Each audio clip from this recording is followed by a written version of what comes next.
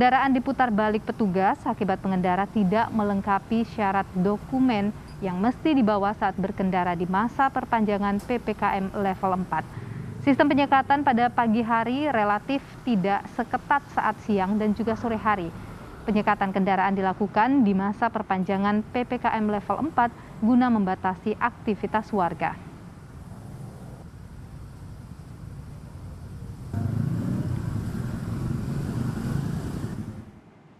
Untuk lebih lengkapnya, Saudara, kita akan sapa jurnalis Kompas TV, ada Jona Hamunangan di Lenteng Agung, Jakarta Selatan. Jona, selamat siang.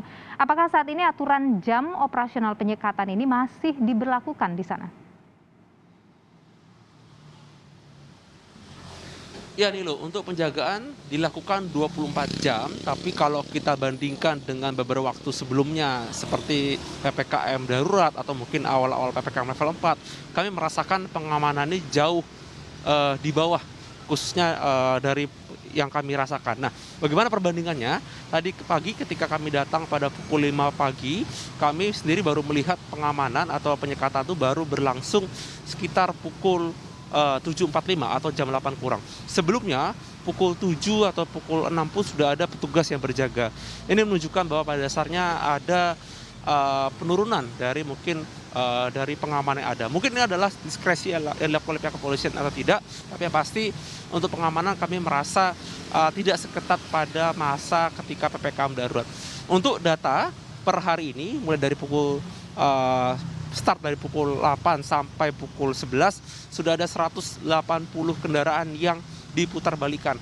180 terdiri dari 100 motor dan 80 mobil. Jadi dari 180 kendaraan ini mereka tidak bisa menunjukkan surat tugas atau surat pekerja kantor. Jadi memang para petugas pun sebenarnya kalau mereka berjaga lebih awal atau mungkin lebih pagi, mungkin ini bisa mensiasati mungkin dari pengendara roda 2 atau roda 4 yang mungkin tidak memiliki surat tapi menuju ke arah Jakarta, di mana memang dari PPKM darurat ataupun dari PPKM level 4 ini tujuannya adalah membatasi mobilitas khususnya masyarakat yang akan ke arah Jakarta. Seperti kita tahu bahwa Lenteng Agung merupakan salah satu daerah pos penyekatan khususnya dari arah Depok, dan ini merupakan salah satu sentra jalan utama. Dan kalau kita lihat kepadatan ini tidak hanya di siang hari tapi juga merata mulai dari pagi, siang, sore, malam, di mana memang akses kendaraan utama dari Depok menuju ke Jakarta salah satu adalah di Lenteng Agung, di mana dari Lenteng Agung masuk ke arah Pasar Minggu dan nanti bisa masuk ke arah